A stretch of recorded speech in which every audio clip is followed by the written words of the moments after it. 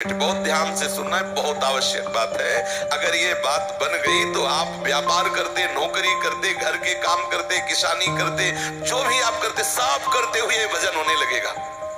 सच्ची मानिए, सो के उठे देखा मंत्र चल रहा, कितना सुख मिलता जानते हो। निरंतर गुरु प्रदत्त नाम जपा जाए, जिससे अजपा जाप कहते हैं, तो आप उससे जो चाहोगे प्राप्त हो जाएगा। जो चाहोगे आप यदि चाहेंगे कि आपको ब्रह्म ज्ञान प्राप्त हो जाए, आपको ब्रह्म ज्ञान प्राप्त हो जाएगा। आप ये चाहें कि आपके अंदर दिव्य भक्ति आ जाए, या आप चाहें दिव्य सिद्धियां आ जाए, लोक परलोक जो भी चाहे, कुछ ना चाहे तो प्रभु से अनुराग हो जाएगा। अजपा जाप। पूज्य स्वामी जी ने बताया कि आप 24 घंटे श्वास पर दृष्टि रखिए। बहुत सुंदर भगवत प्राप्ति के लिए, भगवत अनुराग के लिए प्रसंग है। ध्यान पूर्वक सुना जाए और आचरण में उतारा जाए तो आपको खुद अनुभव में आने लगेगा।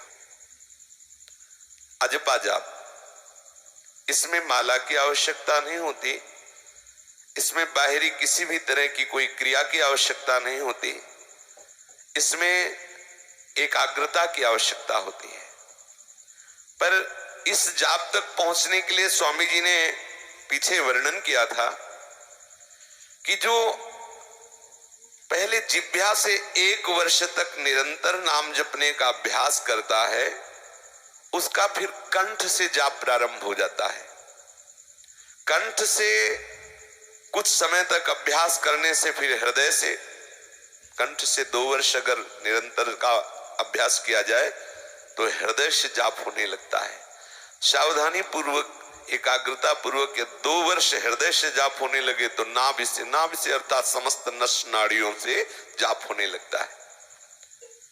अजपा जाप की प्रारंभिक स्थिति में जिह्वा को हिलाना आवश्यक है।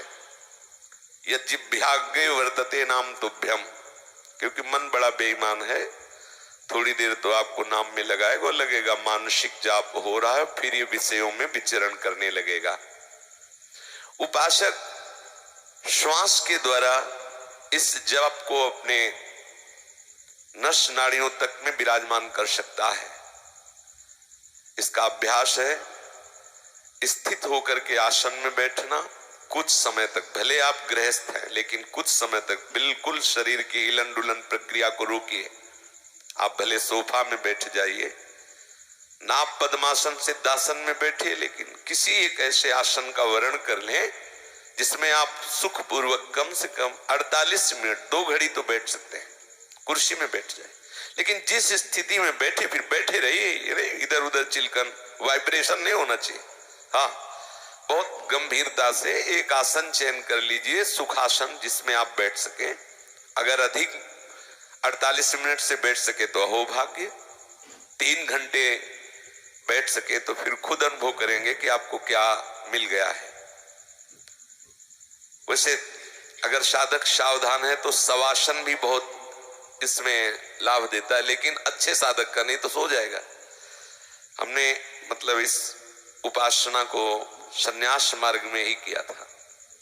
अजपा जाप गुरु मंत्र का निरंतर जप, तो शवासन में सीधे लेट गए और श्वास पर कभी नींद नहीं आएगी। अब जैसा कहें वैसा ध्यान दीजिए।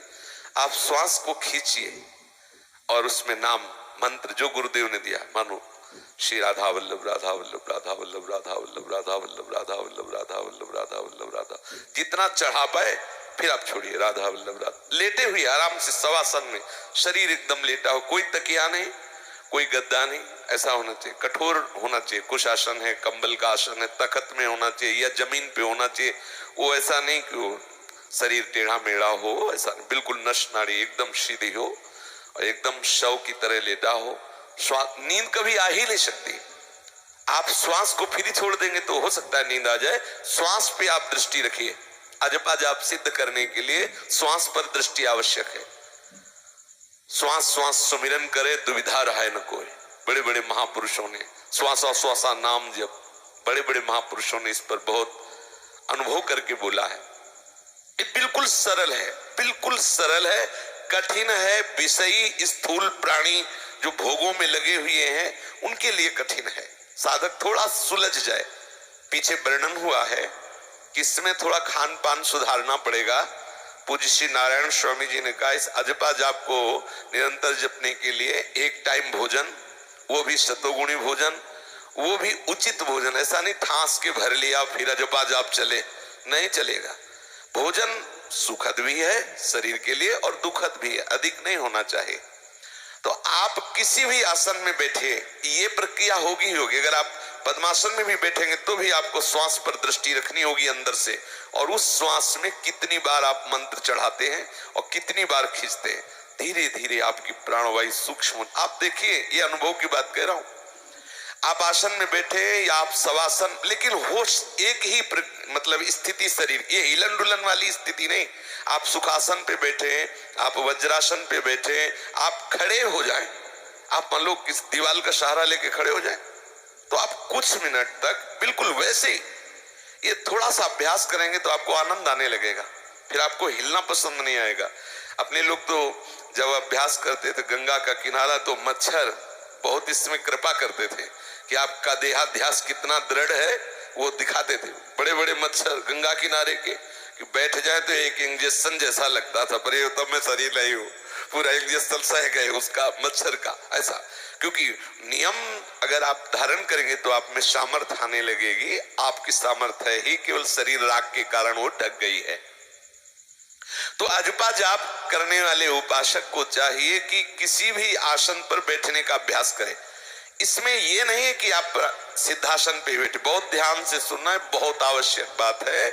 अगर ये बात बन गई तो आप व्यापार करते, नौकरी करते, घर के काम करते, किसानी करते, जो भी आप करते सब करते हुए भजन होने लगेगा। सच्ची मानिए, सो के उठे देखा मंत्र चल रहा, कितना सुख मिलता जानते हो। मान लो रात्रि में आप लघु शंका के लिए उठे, चेतना जागृत हुई, आपने देखा मंत्र चल रहा है, नाचने का मन होता है। आहा, कितनी कृपा गुरुदेव की, प्रभु की कितनी कृपा, मंत्र चल रहा है। कितना एक नशा चढ़ता है, कोई बोले ना, कोई हमको छेड़े ना, हर समय वो मंत्र चलता है। कितना अनुराग, एक से एक महात्माओं का समागम प्राप्त होने लगता है। दिव्य सिद्ध महापुरुष स्वप्न में आकर मिलने लगते हैं, तंद्रावस्था में मिलने लगते हैं, प्रगट में बड़ी बड़ी दिव्यताओं का अनुभव होने लगता है। अजपा जाप बड़ा सिद्ध जाप है, बड़े बड़े सिद्ध महात्मा इसमें स्थित रहे हैं। इसमें किसी भी तरह की बाहरी कोई पूजा सामग्री, बाहरी कोई वस्तु, कोई वेशभूषा, कोई बाहरी आश्रम परिवर्तन, इसमें किसी की आवश्यकता नहीं। और ये सिद्ध मार्ग है भगवत प्राप्ति का, इसमें कोई भी संशय नहीं।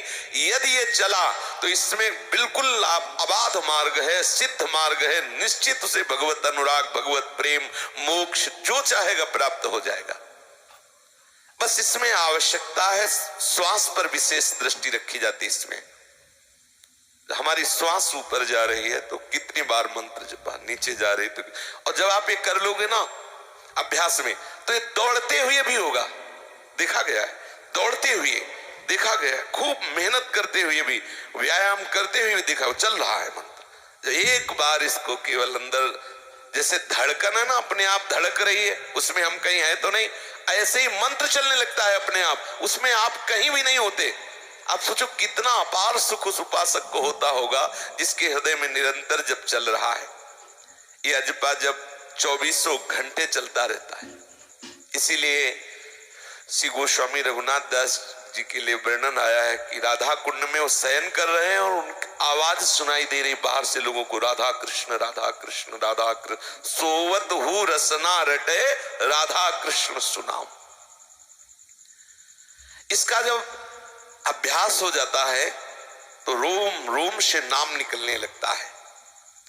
श्री पूज्य स्वामी जी महाराज जब ये कह रहे थे कि रोम रोम से नाम निकलने लगता है, तो कुछ साधकों को लगा कि स्वामी जी महाराज थोड़ा बढ़ा के ही बोल रहे हैं, भाई रुआ कैसे बोलेगा नारायण नारायण।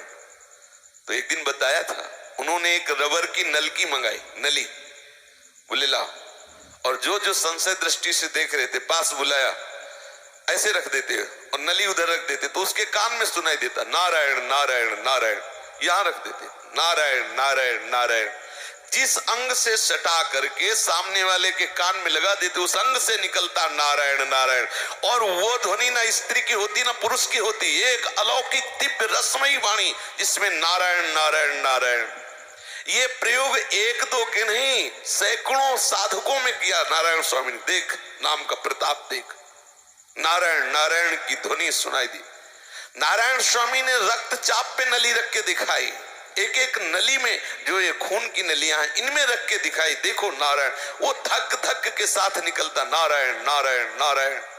और ऐसा नहीं कि भावनात्मक, स्पष्ट एक एक शब्द उच्चारण होता नारायण नारायण। ये लिखित बात कह रहे हैं ये महात्मा। जिस काल किसी को भी वो नली रखते हो तो जहां रखते वहीं रोम रोम से निश्रित होता नारायण नारायण।